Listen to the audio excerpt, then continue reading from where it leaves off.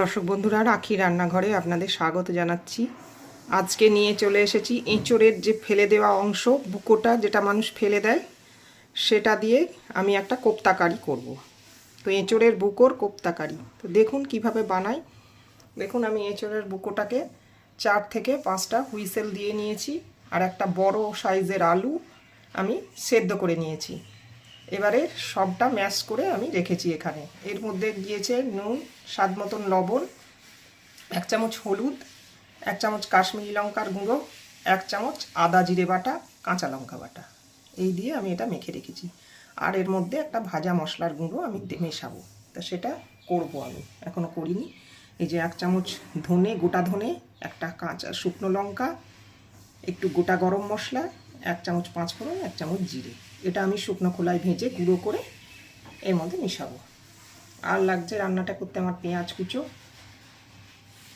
2টো tomato, medium সাইজের tomato আমি টুকরো করে নিয়েছি, এটা মিক্সিতে আমি ব্লেন্ড করে নেব। আর লাগছে একটা বড় সাইজের আলু, আমি ডুমো ডুমো করে কেটে নিয়েছি। কোপ্তা কারিতে এটা যাবে।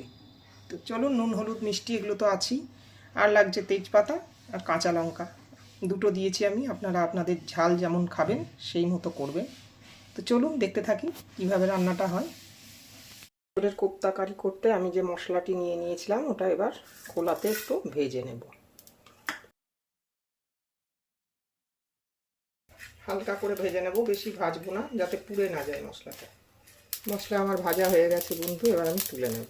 মশলাটা আমি গুঁড়ো করে নিলাম, এবার এটা ঢেলে রাখবো। আর কিছু মিশ্রণে 2 চামচ মতো আমি মিশিয়ে দেব। এটা বড়ার আকারে গড়ে নেব। তেল গরম হয়ে গেছে, আমি এই যে কোপ্তাগুলো বানিয়ে নিয়েছি 2 রকমভাবে, একটু গোল একটু চ্যাপ্টা। তো আমি এবার তেলে এগুলো ছেড়ে দেব।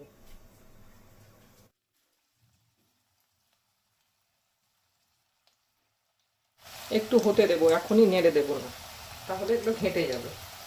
একটু ভাজা হবে এক পিঠটা, হালকা হাতে দেখি কতটা ভাজা হলো, একটু নাড়াচাড়া দিয়ে দিই হালকা হালকা করে।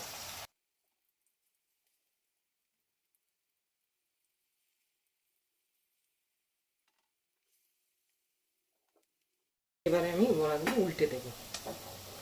দেখুন কি সুন্দর ছেড়ে যাচ্ছে, এক পিঠ মোটামুটি ভাজা হয়ে গেছে, একটু ভেঙে যাচ্ছে, এক একটা নরম হয়ে গেছে একটু।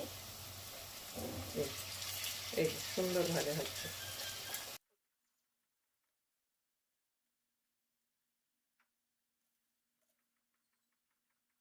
আর একটু হলে তুলে নেব। এবারে আমি এগুলো তুলে নিচ্ছি। এখন সুন্দর ভাজা হয়ে গেছে, তুলে নিই। এক লট তুলে আবার আর একটা দিচ্ছি।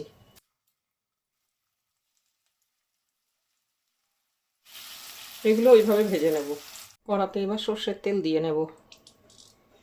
কোপ্তাগুলো আমি তুলে নিয়েছি, এবারে গ্রেভিটা বানাবো। বড় চামচে 2 থেকে 3 চামচ তেল দিয়ে নিলাম। এবারে তেলে শুকনো লঙ্কা, গোটা গরম মশলা একটু ফোড়ন দেব সামান্য করে। আমি এমনি গরম মশলা বেটে নিয়েছিলাম। 1/2 চামচ গোটা জিরে, একটা তেজপাতা, ছোট এলাচ দিয়ে দিলাম ফাটিয়ে। ফোড়ন থেকে সুগন্ধ বেরোতে শুরু করে দিয়েছে। এই পর্যায়ে আমি টুকরো করা আলুটা গ্রেভির মধ্যে দিয়ে দেবো। আলুটা একটু লালচে করে ভেজে নেব, একটু চাপা দিয়ে লালচে করে ভেজে নেব 2 মিনিটের। একটু ভেজে গেছে, এবারে কুচো করে রাখা পেঁয়াজটা আমি দিয়ে দেবো।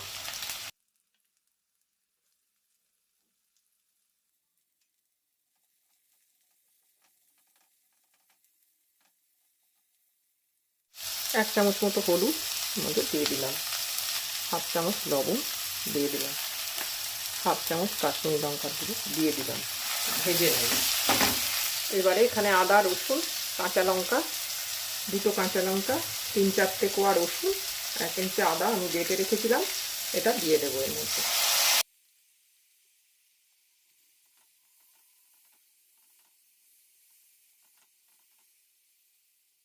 এখানে টমেটো পিউরে করে নিয়েছি, এটাও 2 চামচ মতো দিয়ে দেবো।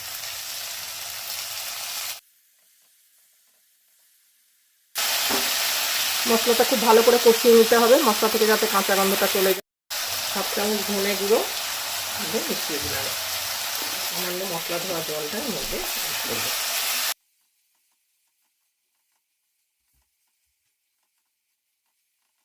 মশলা আমার কষানো হয়ে গেছে, এবারে সামান্য জল দিয়ে ঢেকে 10 মিনিটের জন্য হতে দেবো। জল দিয়ে দিয়েছি, ঢাকা দিয়ে 10 মিনিট হতে দেবো।